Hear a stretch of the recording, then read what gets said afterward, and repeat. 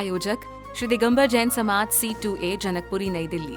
संरक्षक doctor SK Jain, सेठ धर्मचंद जैन, प्रधान राजेश जैन, उप प्रधान भीम सिंह जैन, सचिव राजेंद्र जैन, सह सचिव मनीष जैन, कोषाध्यक्ष अतुल जैन, भंडारी संदीप जैन, संयोजक सचिन जैन, पुनीत जैन, सुनील जैन, सदस्यगण पंकज जैन, सुभाष जैन, कुणाल जैन, अजय जैन, मितेश जैन, नवीन जैन। महिला मंडल प्रधान कविता जैन, कोषाध्यक्ष स्वाति जैन। जब यहाँ पर आ रहा था तो मेरी नज़र सामने पड़े दान पत्र पर गई और उसमें लिखा था परलोक बैंक दान पत्र जो लिखा हुआ है। तो मन में उलझन हुई कि परलोक बैंक दान पत्र मतलब क्या है। तो मालूम चला कि जो हम यहाँ देंगे उससे हमारा आगामी भाव भी सही होगा। तो मन में फिर विकल्प चला कि हम आगामी भाव की तो चिंता करते हैं, लेकिन इस भाव का क्या है। आगामी भाव की तो हम प्रत्येक मानव चिंता करता है कि मैं ये करूँगा तो मुझे ये मिलेगा, मैं ये करूँगा तो मुझे ये मिलेगा, लेकिन इस भाव में आपको क्या मिल रहा है, इसकी चिंता किसे है। ध्यान रखना, बुद्धिमान, समझदार, जानकार भोजन की चिंता नहीं करता, बल्कि अभी भूख लगी है तो अभी की भोजन की चिंता करता है और उसके बाद बचा के कल का भी प्रयास करता है। ये समझ, दान की बात अलग है, लेकिन सामाजिक व्यवस्था में, व्यक्तिगत व्यवस्था में बात अलग है। लेकिन आज हम सभी क्या कर रहे हैं, चिंता इसी करते हैं कि मेरे पोते का क्या होगा, और पोता नहीं पोती हो गई तो। चिंता किसकी करते हैं कि मेरे बच्चे की शादी के बाद में जब पोता होगा तो उसका क्या होगा, और पोता नहीं पोती हो गई तो, शादी के बाद संतान ही नहीं हुई तो, शादी के बाद शादी टूट गई तो। अरे आप उस चीज़ को छोड़िए, आप तो ये सोचिए कि मैं ऐसा काम करके जाऊं कि मेरा पोता पोती होगा तो वह बड़े गर्व से कहे कि मेरे दादा दादी जो थे वह इस प्रकार के नेक इंसान थे। ये भावना बनना चाहिए। लेकिन हम लोग क्या करते हैं, चिंता किसकी है, कहते ना कि सामान्य 2 बरस का, चिंता 100 बरस की। आयु 2 वर्ष की है लेकिन चिंता 100 वर्ष की है। आज बैंक में जो व्यक्ति एफडी करता हो किस लिए करता है, बैंक में जो एफडी करता हो किस लिए करता है। आज तक किसी व्यक्ति ने अपने बुढ़ापे के लिए पैसा इकट्ठा नहीं किया। किस लिए किया, अपने बेटे के लिए, अपने पोते के लिए, और चाहे बाद में बेटा आपको तरफा दफाई कर दे। तो क्या है कि जीवन में हमें समझना है कि यह भाव भी हमारा सुधरे और परभाव भी सुधरे। इसलिए भजन में कहते हैं इसी जन्म में ना मिले परिभव में मिलता है, इसी जन्म में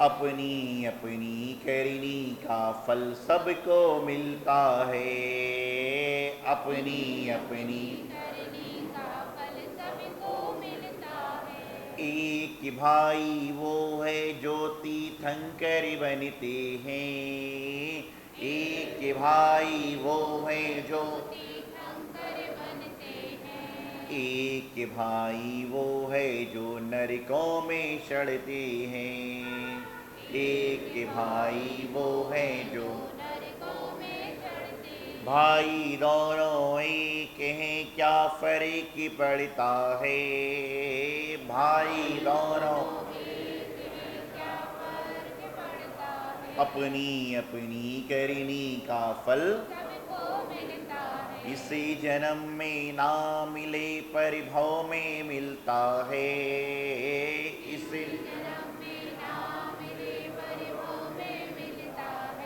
अपनी अपनी करनी का फल सबको मिलता है। कहते कर्म तो अपने हैं ना। एक ही माँ से जन्मे 2 भाई हैं, एक पुलिस बनता है एक चोर बन जाता है। एक ही माँ से जन्मे 2 भाई, एक तीर्थंकर बन गया और एक जो है नरकों की ओर जा रहा है। एक ही माँ से जन्मे 2 भाई हैं, एक अच्छा काम कर रहा है एक बुरा काम कर रहा है। एक ही बगिया में फूल खिलता है, एक फूल अर्थी पे सजता है और एक फूल यात्रा में चलता है। एक फूल की माला बन जाती है और एक फूल की बरमाला बन जाती है और एक फूल मुर्दे को सजाया जाता है। फूल का क्या दोष है, फूल की उत्पत्ति एक जगह है, लेकिन फूल के भी कर्म हैं। जब इंसान के कर्म जब आपके फूल के कर्म हैं पत्थर के कर्म हैं, तो इंसान के कर्म कैसे नहीं चलेंगे।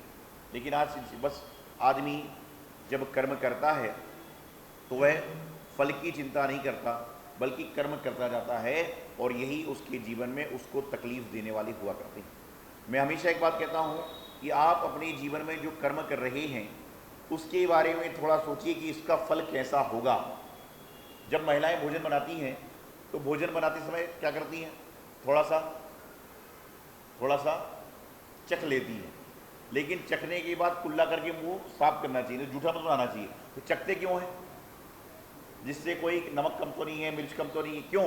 इसी प्रकार से ये आपको पता है खाना भी आपको है, लेकिन तो भी चखते जरूर हो, और चखने के बाद में क्या होता है, यदि समस्या है तो सुधार लेते हो। उसी प्रकार से जीवन में यदि आपको जो आप कर्म कर रहे हो उसके फल के बारे में विचार करोगे तो आप कभी दुष्कर्म कर ही नहीं सकते, आपके द्वारा पाप कर्म होगा ही नहीं, आपके अंदर बैर भावना रहेगी नहीं। लेकिन बस हम तो अपने कर्म कर रहे हैं और फल की चिंता करते ही नहीं। और फल की चिंता कौन सी करते हैं, कौन सा मिलेगा कौन सा मिलेगा। आपसे यदि कोई पूछे कि सबसे खतरनाक फल कौन सा है तो क्या जवाब देंगे आप। कोई व्यक्ति आपसे पूछे कि इस दुनिया में सबसे खतरनाक फल कौन सा है,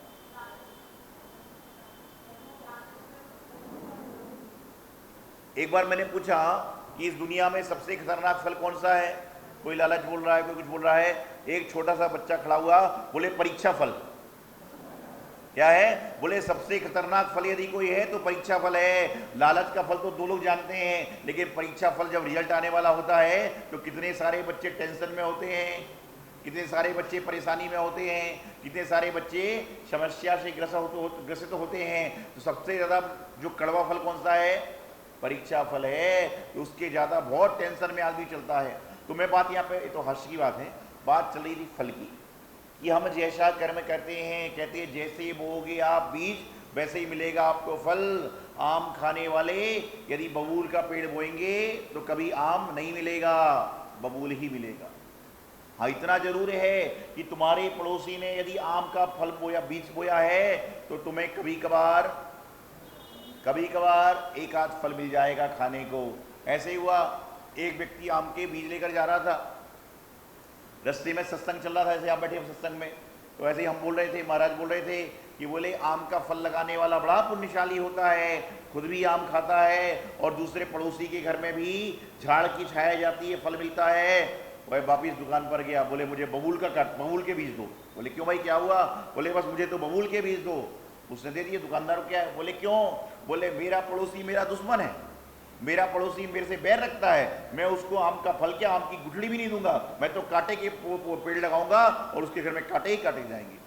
ध्यान रखना, जो व्यक्ति दूसरों के लिए कांटे बोता है पहले उसके हाथ में कांटे आते हैं, और जो व्यक्ति दूसरों के लिए नहीं अपने लिए फल बोता है उससे दूसरों के लिए फल मिलते हैं, और साथ में अपने लिए मिल जाए तो कोई बड़े आश्चर्य की बात। तो परलोक बैंक मतलब क्या है कि जो आप यहाँ पर करोगे वह आपके साथ में भव भवान्ता तक जाएगा। तो यहाँ पर क्या करना, अच्छे काम करना, नेकता के काम करना, सत्संग में जाना, उपाश्रय में जाना, स्वाध्याय सुनिए, गुरुओं की वाणी को सुनिए। और ये किस उम्र में प्रारंभ करना। आपसे कोई पूछे कि धर्म करने की उम्र क्या है तो क्या जवाब दोगे आप। आपसे कोई पूछे कि धर्म करने की उम्र क्या है तो क्या जवाब दोगे, बचपन की कि 55 की। लेकिन वो वाली बात है कि उम्र 55 की और दिल है, ऐसा चला कि उम्र 55 की लेकिन दिल है बचपन का। लेकिन यहां पर चाहिए कि बचपन की उम्र में 55 पे काम कर दो, क्योंकि आज के समय में कोई गारंटी नहीं है कि 55 आएगा कि नहीं। आपको पता है इस पंचम काल में सबसे ज्यादा आयु किसकी है, मनुष्य की। क्यों है पता आपको।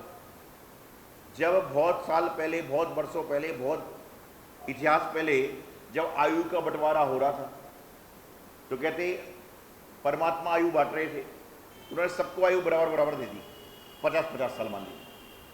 तो इतने में मनुष्य तो बोले 50 साल बहुत कम होगी। इतने में जो है एक गधा आया, बोले बाबूजी मेरी तो 50 साल की उम्र नहीं चाहिए, मुझे तो आप थोड़ी कम कर दो। अब भाई आपके घर में मिठाई आ गई, अब घर में मिठाई खाने वाला नहीं तो आप क्या करोगे, फेंकोगे तो नहीं, कर्मचारी को दे दोगे, पड़ोसी को दे दोगे। तो अब भगवान बोले तेरी उम्र किसको दूं? तो मनुष्य बोला मुझे दो ना। तो थोड़ी सी गधे की उम्र मनुष्य को दे दी गई। उसके बाद में कुत्ता आया, उसको भी उम्र दे रहे थे। बोले बाबूजी मुझे मत दो, मुझे तो वैसे ही पत्थर खाने पड़ेंगे, मेरी उम्र भी कम कर दो। तो कुत्ते की उम्र किसको दें? मनुष्य बोले हमको दे दो, मनुष्य को दे दी। उसके बाद में ये जो लपेटने वाले आते हैं, जो सड़क सड़क के चलते जी, वो आए, बोले जी हमको नहीं चाहिए, हमारी उम्र वैसे ही कम कर दो। बोले किसको दे दें? तो बोले तुम हमारी उम्र, मनुष्य बोले हमें ही दे दो। तो 10-10 साल सबकी बढ़ती गई तो कहाँ तक पहुँच गए? कुत्ते की, गधे की, सरकने वाले की। उसके बाद में क्या किया? बोले फिर कौआ, कबूतर आए, बोले हमें भी ज़्यादा नहीं, बोले तुम्हारी किसको दें? मनुष्य बोले हमको दो। तो 10 साल कबूतर की भी बढ़ गई। उसके बाद में क्या हुआ? उल्लू आया। उल्लू समझते हो? उल्लू कब दिखता है? उसको रात में दिखता है, दिन में तो दिखता ही नहीं है। उल्लू बोला जी मुझे भी नहीं चाहिए। चमगादड़ बोली मुझे भी नहीं चाहिए। तो बोले उनकी भी दे दो। तो ऐसे ऐसे करके सब लोगों की आयु जोड़ी तो मनुष्य की आयु बना दी 120 वर्ष की। लेकिन जो आयु ली गई थी 50 तक तो ओरिजिनल मनुष्य की थी, और 50 के बाद गधे की। बैचू, गधा समझते हो? गधा क्या करता है? गधा किस काम में आता है आपके? बोझा ढोने के बाद में आता है कि 50 साल के बाद पोते का वजन, परिवार का वजन, घर का वजन जो ढोने लग जाते हो, तो 50 साल के बाद इंसानियत खत्म, बोझ ढोने का काम चालू हो जाता है। कहते ना सोते सोते ही निकल गई सारी जिंदगी, और बोझा ढोते ढोते ही, आप ही बोलते हो सारा। तो 10 साल तक क्या होता है? गधे वाली, गधा क्या करता है? बोझा ढोता है। तुम बड़े खुश हो रहे थे। उसके बाद में बोलो ना, कुत्ते की ले ली। कुत्ता क्या करता है? इधर उधर देखता रहता है, कौन आ रहा है, कौन जा रहा है। तो भाई जब 60-70 की उम्र हो जाती है, चला फिर नहीं जाता, तो घर बोलते भैया गेट पे बैठ जाओ। और जिस घरों में चोरी कम होती है, जिस घर में कोई बुढ़ा होता है, बुजुर्ग होता है, क्योंकि वह रात भर खांसता है, चोराता ही नहीं। जिनके घरों में कोई ना कोई बुजुर्ग होते हैं, इसलिए सबसे कहना चाहता हूँ बुजुर्गों को घर में रखिए, ये अनुभव भी देंगे और आपके जीवन की रक्षा करेंगे। तो उसको कहते हैं बैठ जाओ भैया, अब बेचारा बैठा हुआ है, कौन आ रहा है, कौन जा रहा है, कुछ जा रहा है, ना खाने मिल रहा है ना मिल रहा है, दे दिया। सब पोते पोती बड़े आइसक्रीम खा रहे हैं, गरम गरम ठंडी ठंडी चीज़ें खा रहे हैं, और मिल गई थोड़ी बहुत तो दे दी, उसमें कुछ। उसके बाद में रेंगने वाले 80-85 साल के बाद में आदमी रेंगते रेंगते चलता है, रेंगते रेंगते चलता है। कोई पकड़ ले भैया, पकड़ लिया तो ठीक है, केचुआ नहीं होते जैसे रेंगते चलते हैं, ऐसे चलता है। उसके बाद में कौआ, कबूतर, उल्लू क्या करता है? वहीं बैठा बैठा चिल्ला रहा है, भाई मुझे बुला दो, मुझे बुला लो। और कौआ नहीं काओ काओ काओ। और कौए की आवाज़ किसी को पसंद है? नहीं पसंद है। लेकिन पहले कहते थे कि कौआ यदि मुंडेर पे आ गया तो मतलब क्या होता है? मेहमान आने वाला। लेकिन आजकल तो मेहमान पहले ही समाचार देता था कि मैं आने वाला हूँ। पहले कौआ बोलता था तो बोलते थे मेहमान आने वाला, क्योंकि पहले जल्दी काम नहीं था। तो कहने का तात्पर्य ये कि जो उम्र बड़ी है, 50 साल तक की आपकी ओरिजिनल उम्र है। तो आप सब लोग मेरे को घूर घूर के देख रहे हो, ये बोले महाराज हम तो 50 से पार हो गए। सब लोग मुझे घूर घूर के देख रहे हैं कि महाराज जी हम तो 50 से पार हो गए, और बनी मन सोचते हो कि अच्छा महाराज जी कम उम्र के इसलिए ही बात कर रहे हैं। मैं आपको बताना चाह रहा हूँ कोई बात नहीं, 50 से ज़्यादा उम्र हो गई तो कोई बात नहीं, लेकिन अपना दिल कहाँ पर ले जाओ? उम्र 55 की, लेकिन दिल बचपन का। ये प्रयास करोगे तो आपकी उम्र का सार्थक हो जाएगा। तो हमारी मनुष्य की जो जीवन है, वो सफलता, उसकी सार्थकता भोगों में नहीं है बल्कि योगों में है। जैनागम में 3 तरह के योग बताए, मन योग, वचन योग और काय योग। और मैं आपको बड़े दावे से कहता हूँ कि जिस व्यक्ति ने इन तीनों योगों को लगाया है, उसको योगा सीखने की जरूरत नहीं है, क्योंकि जैन धर्म में ही सबसे बड़ा योग है। योगा की उत्पत्ति कब से हुई? 10-5 साल से। और हमारे जैन संत 24 घंटे योगा में रहते हैं, जब पद विहार करते हैं, चलते हैं, फिरते हैं। यही तो योग है, यही तो संयोग है। तो जीवन में अपने मन योग को सही करिए, अपने वचन योग को सही करिए, अपने काय योग को सही करिए, तो आपको जीवन में कहीं पर भी कोई तकलीफ आने वाली नहीं है। लेकिन आज वर्तमान में हम देख रहे हैं कि लोग चल रहे हैं, जा रहे हैं, दौड़ रहे हैं, लेकिन उनका लक्ष्य नहीं है। तो परलोक बैंक मतलब यही है कि तुम इस लोक में इतने अच्छे काम करो कि तुम्हें परलोक में भी अच्छा स्थान मिले। लेकिन तुम्हारा तो इस लोक में ही अच्छा स्थान नहीं है, तो परलोक में क्या मिलेगा? जब आपका बच्चा कॉलेज में पढ़ने जाता है, स्कूल में पढ़ने जाता है, तो लोग पैसा नहीं योग्यता देखते हैं। उसी प्रकार से जब तुम परलोक में जाओगे तो दान कितना दिया वह तो महत्वपूर्ण है, लेकिन दान देने के साथ में कितने भावपूर्वक, कितने अच्छे कर्म के साथ दान दिया वह भी महत्वपूर्ण है। नहीं तो ऐसा नहीं कि तुमने तो रात को कर रहे हो गलत काम और सुबह दे रहे हो दान पेटी में दान, तो उससे कुछ नहीं होने वाला। क्योंकि दान देने का मतलब ये है कि जो आपकी बुरी आदतें हैं उसका भी दान करो, जो आपके अंदर व्यसन शिकार आदि जो सप्त व्यसन हैं उनका दान करो, जो आप गलत कार्य करते हो उनका भी दान करो। मात्र रुपए पैसा दान देना दान नहीं है। दान देना तो यही भी है जो आपके खोटे विचार हैं, खोटे भाव हैं, उनका भी दान करने का प्रयास करो। तो जो भी है, आज यहाँ पर मेरा यही कहना है कि इस लोक को सुधारिए, परलोक अपने आप सुधर जाएगा। क्योंकि लोग चिंता आज की करें, कल तो अपने आप सुधर जाएगा। नहीं तो आपने कोरोना बीमारी में देख लिया, घर के अंदर आदमी है लेकिन साथ में बैठ कर खाना नहीं खा पा रहा, भोजन नहीं कर पा रहा। क्यों? क्योंकि बीमारी ऐसी है। और यही जीवन की सत्यता है जो तुम्हें जीते जी मालूम चल गया। मैं समझता हूँ आप और हमने अपनी ज़िंदगी में पहली बार ऐसी कभी बीमारी देखी होगी कि रोड पे कौन चल रहा था? कौन चल रहा था रोड पे? रोड पे जानवर घूम रहे थे। और मैंने तो कई कार्टून देखे उस समय कि एक सेठ सड़क पर टहल रहा है और लोग जंगले से देख रहे हैं और वह मजाक उड़ा रहा है कि तुम लोग मुझे घूमने नहीं देते थे ना, इसलिए तुम अंदर हो और मैं। सारे जानवर खुलेआम घूम रहे थे, बोले हमारा क्या होने वाला है? तो यही तो कर्म की लीला है। कभी हम अंदर हैं, कभी वो बाहर है, कभी वह बाहर है, तो हम अंदर हैं। लेकिन अंदर बाहर के बीच में हमारे भाव, हमारे परिणाम कैसे हैं, ये बड़े महत्वपूर्ण होते हैं। तो अपने परिणामों को सुधारिए, अपने भावों को सुधारिए, जिससे आपके जीवन कल्याण होगा। यही मंगल सुभावना आचार्य गुरुदेव सिद्धांत सागर जी महाराज। आयोजक श्री दिगंबर जैन समाज C2A जनकपुरी नई दिल्ली। संरक्षक डॉक्टर SK जैन, सेठ धर्मचंद जैन। प्रधान राजेश जैन, उप प्रधान भीम सिंह जैन। सचिव राजेंद्र जैन, सह सचिव मनीष जैन। कोषाध्यक्ष अतुल जैन, भंडारी संदीप जैन। संयोजक सचिन जैन, पुनीत जैन, सुनील जैन। सदस्यगण पंकज जैन, सुभाष जैन, कुणाल जैन, अजय जैन, मितेश जैन, नवीन जैन। महिला मंडल प्रधान कविता जैन, कोषाध्यक्ष स्वाति जैन।